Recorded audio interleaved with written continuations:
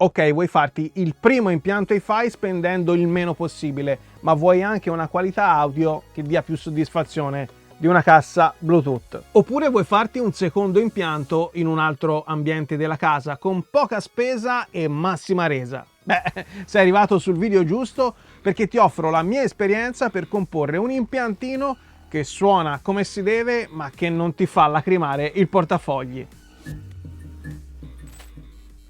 Impiantino composto da giradischi ATLP 60X USB, mini amplificatore Fosi Audio BT20A e diffusori Longpu LP42. Li ho acquistati tutti su Amazon apposta per fare questo video, perché in molti mi avete chiesto un aiuto nella composizione del primo impianto, quello più economico possibile, avendo comunque una qualità audio buona. Un impianto tradizionale è composto dalla sorgente, dall'amplificatore e dai diffusori. Ne vediamo solo uno per comodità di inquadratura, però sono due ovviamente, l'altro è qui. Su un canale come questo è ovvio che la sorgente preferita sia il giradischi, per una spesa totale di tutti i componenti di circa 300 euro o anche meno, se riusciamo a cogliere al volo le offerte di Amazon, come ho fatto io per girare questo video. E a proposito, per ricevere comodamente e gratuitamente le migliori offerte hi-fi selezionate da me sul vostro telefono, vi consiglio di seguire il canale Telegram dedicato che trovate linkato in descrizione, insieme a quello sulle offerte sui vinili, CD, film e altri fantastici gingilli per tutti i nerd come noi. Nel corso degli ultimi mesi ho provato prodotti simili, o quantomeno ho provato quei prodotti che mi consentivano in teoria di comporre il primo impianto hi-fi completo spendendo il meno possibile. Beh, questi sono quelli che mi hanno convinto di più. Gli altri ovviamente li ho dovuti rendere in tempi utili per ricevere il rimborso. Non è un mistero che su Amazon ci siano anche giradischi che costano meno rispetto a questo, e per fare l'eroe del popolo potevo usare uno di quelli spendendo molto meno. Però non consiglierei mai qualcosa che non mi soddisfa pienamente. Ecco perché ho scelto la TLP 60X USB di Audio-Tecnica, che rappresenta il minimo indispensabile per avere una discreta qualità costruttiva e una resa audio dignitosa. Ripeto che questo video nasce dalle vostre richieste, perché se chiedete a me oggi quale giradischi comprare per iniziare nel mondo del vinile, secondo me il migliore è la TLP 120X USB, che abbiamo visto in un altro video che è linkato in descrizione, però quello costa un pochino di più, quindi in questo video veramente c'è la spesa minore possibile con una qualità audio dignitosa. A cosa ho accompagnato il giradischi? A questo mini amplificatore di Fosi Audio BT20A e ai diffusori Longpu LP42. In tutti e tre i casi si tratta di prodotti che fanno il loro dovere senza tanti fronzoli a partire dalle confezioni, e le vediamo subito. Qui cosa troviamo? Manuale rapido d'uso, precauzioni di sicurezza, adattatore 45 giri. Nella scatola non c'è più niente, quindi è già tutto pronto. Qua gli accessori sono qui di lato nel polistirolo. Qui c'è la cavetteria, presumo di alimentazione. Alimentatore esterno compatibile con le prese delle nostre abitazioni. Cavo USB che ci consente di collegare il giradischi a un computer per digitalizzare i nostri vinili. E qui la cavetteria di segnale che ci consente di collegare il giradischi a un amplificatore o a delle casse attive. C'è un'ultima copertura direttamente sul coperchio che togliamo e il giradischi è in queste condizioni. Vedete che non è completo, va montato il piatto. Per l'installazione del piatto però tolgo il coperchio perché così vedete meglio. Allora il piatto arriva così con questo nastrino perché c'è la cinghia. Questo è un giradischi con trazione a cinghia. Come fare ad installarlo? Molto semplice. Si rimuove questo nastro, teniamo quest'altro nastrino rosso che serve a posizionare la cinghia e inserisco la cinghia sulla puleggia in questo modo. Quando sono in questa posizione posso rimuovere il nastrino, la cinghia è già montata. Per ottimizzare il setup facciamo fare qualche giro assicurandoci che la cinghia sia rimasta in posizione, e così è. Tappetino, e non c'è da fare altro se non rimuovere questo gancino che tiene fermo il braccio che ha già installata la testina audio-tecnica, naturalmente. Questo è l'alloggiamento per l'adattatore per 45 giri che abbiamo visto all'inizio.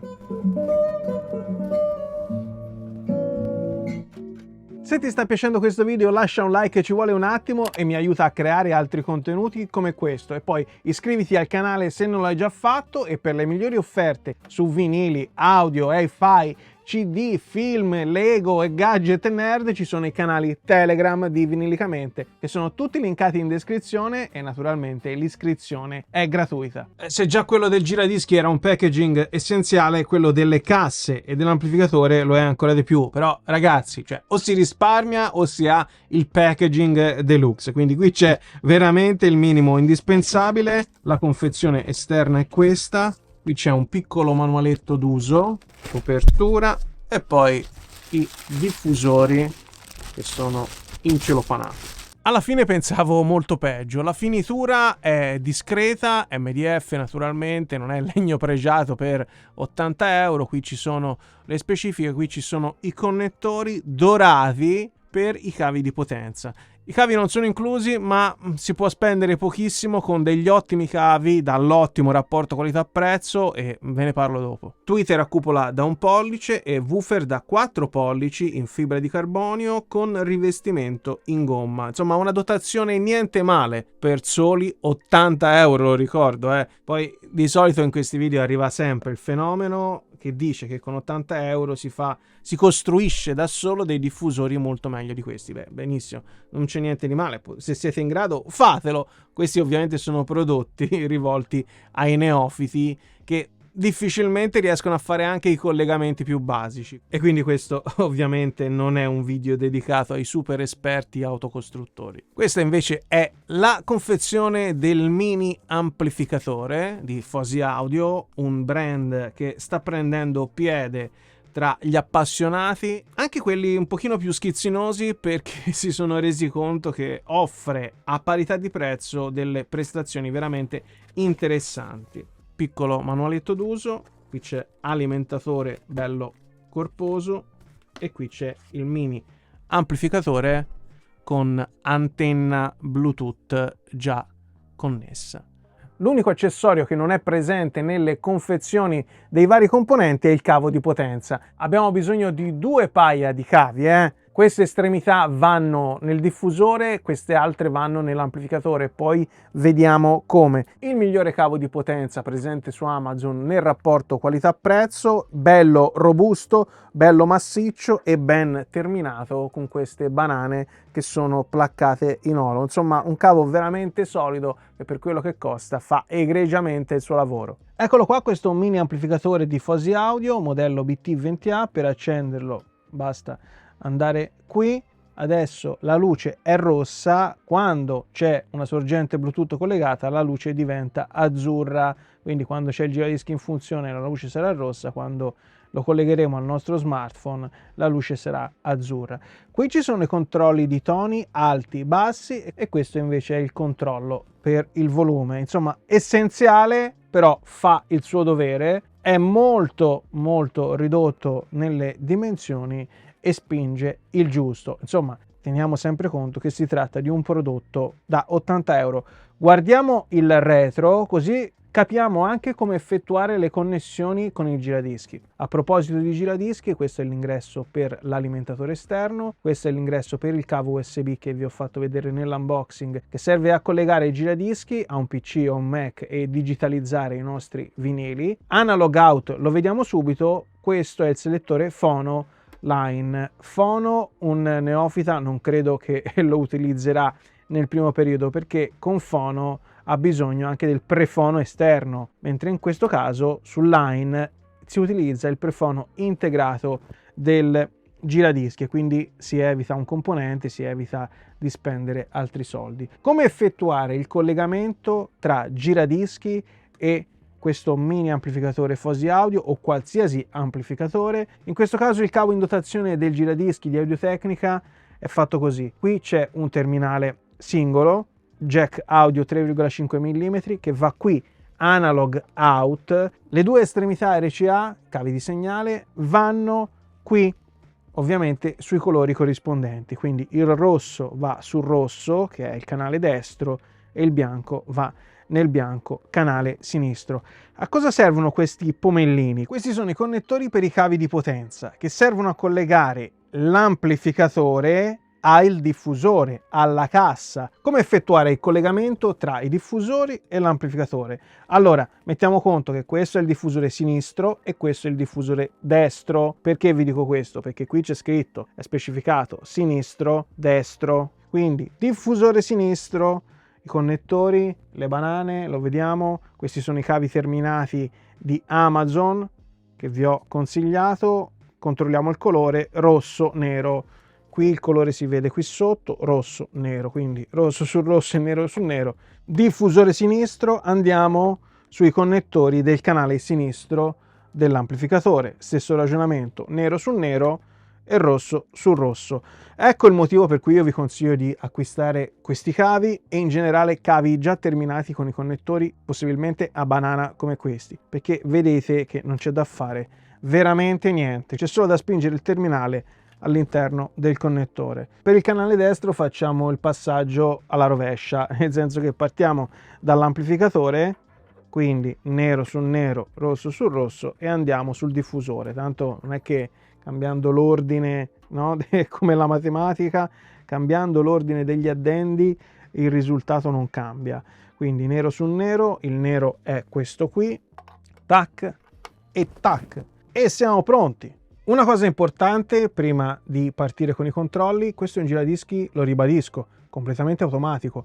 Noi non dobbiamo fare nulla, non dobbiamo regolare niente, il braccio è già regolato, la testina è già montata e allineata, non dobbiamo fare assolutamente niente se non ascoltare i nostri vinili. La testina in dotazione è la classica AT3600, ovviamente di Audio-Tecnica, una testina gloriosa presente su moltissimi giradischi entry level, non solo quelli prodotti da Audio-Tecnica, per un semplice motivo: perché ha un rapporto qualità-prezzo incredibile. Come già detto, il corpo del giradischi è essenzialmente in plastica, però il piatto in alluminio è bello solido e lavora bene. Come lavora bene il braccio, che è veramente il minimo indispensabile, però è tutto già regolato, non dovremo fare assolutamente niente e per 150 euro non possiamo chiedere veramente di più. Dunque, questo selettore è 33-45 giri, ma lo vediamo dopo, anche perché se lo premiamo così vedete che non succede niente. Allora, questo è lo start,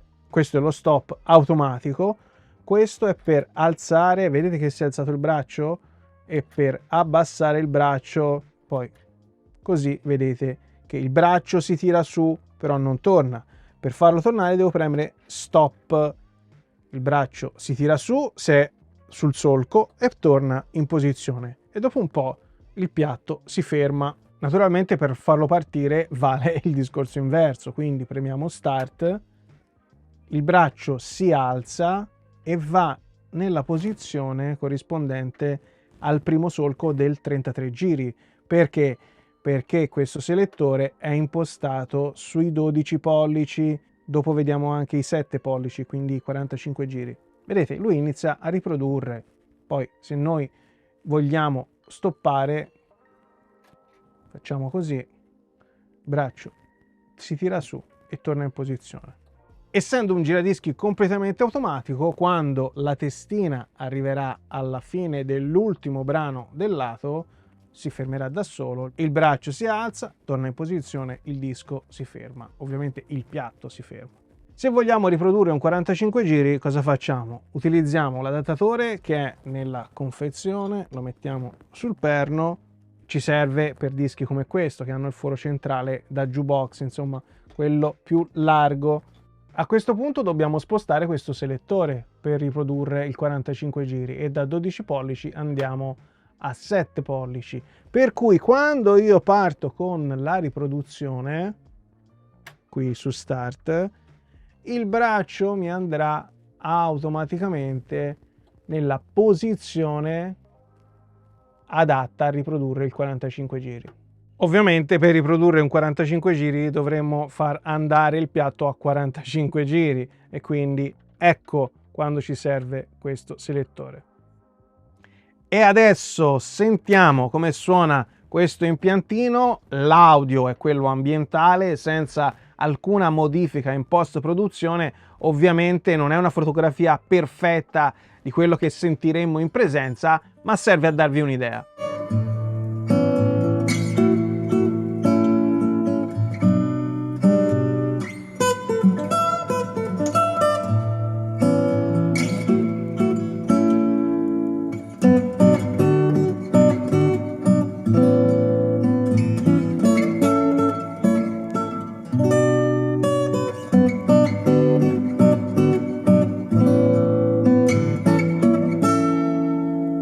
Queste Longpu LP42 si fanno pilotare egregiamente dal BT20A di Fosi Audio, sia che utilizziate il giradischi, sia che utilizziate il vostro smartphone. Insomma, vi daranno tanta soddisfazione, soprattutto in ambienti piccoli, contenuti, come è questo studio, come può essere la cameretta di un ragazzo più giovane. Dal punto di vista della scena, devo dire che si tratta di una scena onesta, equilibrata, che non eccelle in niente, però insomma per 80 euro devo dire che sono rimasto sorpreso. E insomma, alla fine, lavorando con questo setup per produrre questo video, ho ripensato al me adolescente che cercava il primo impiantino hi-fi senza far spendere troppo ai propri genitori. Vabbè, non c'era Amazon, non c'era l'influsso prepotente della Cina, e ripensando al me adolescente,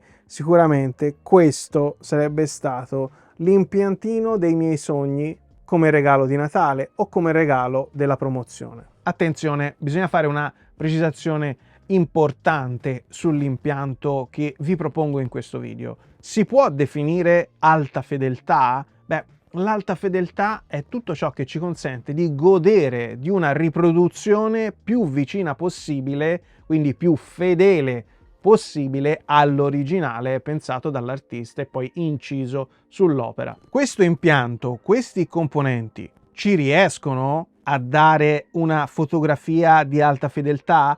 In senso assoluto questo impianto ci riesce alla grande, perché la resa audio, tenendo conto della spesa, questa è una discriminante fondamentale, mi raccomando, la resa audio è ottima e la spazialità della scena è buona. Niente che faccia gridare al miracolo, ma qualche impianto e qualche componente l'ho ascoltato, e sulla base di quello che ho ascoltato posso dire che con 300 euro abbiamo un setup che fa il suo dovere e fa anche qualcosa di più. Questi componenti non ammazzano nessun gigante dell'hi-fi, questo è un modo di dire che si trova spesso sui forum online, eccetera. Non ammazza nessun gigante dell'hi-fi, però danno estrema soddisfazione nel sentirli suonare. Bene, se vi rendete conto che la musica è una parte importante della vostra vita, se volete una qualità audio superiore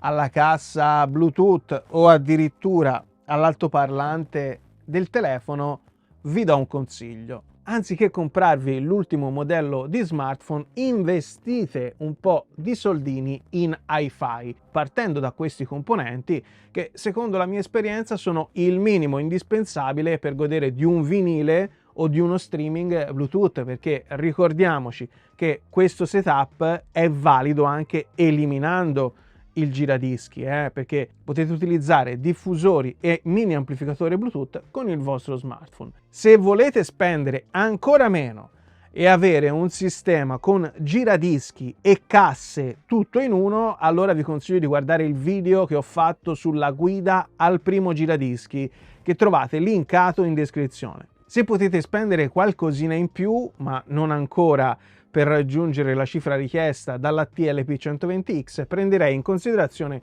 un giradischi da sempre molto apprezzato dai neofiti anche per il suo look, che di base costa 289 euro, ma proprio in questi giorni è arrivato al suo minimo storico di 182 euro e ve l'ho segnalato sul canale Telegram, e si tratta dell'House of Marley nella sua versione Bluetooth.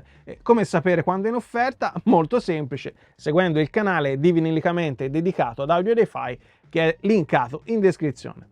Se state entrando o volete entrare nel magico mondo del vinile, date retta a chi c'è passato prima di voi, sbagliando 1000 volte e tirando anche qualche...